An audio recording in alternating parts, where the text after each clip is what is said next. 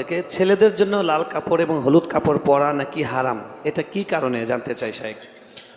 লাল কাপড় এবং হলুদ কাপড় পরা ডাইরেক্ট হারাম বলা কঠিন।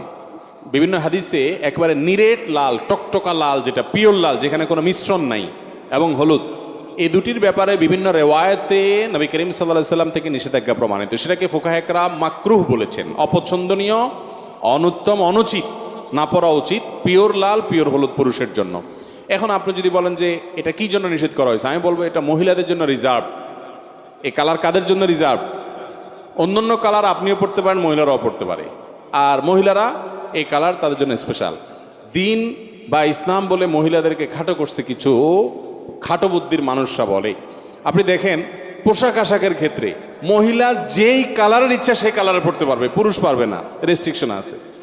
রেশম বলেন, সিল্ক বলেন, মহিলা পড়তে পারবে, পুরুষ পড়তে পারবে না, রেস্ট্রিকশন আছে। স্বর্ণ মহিলা পড়তে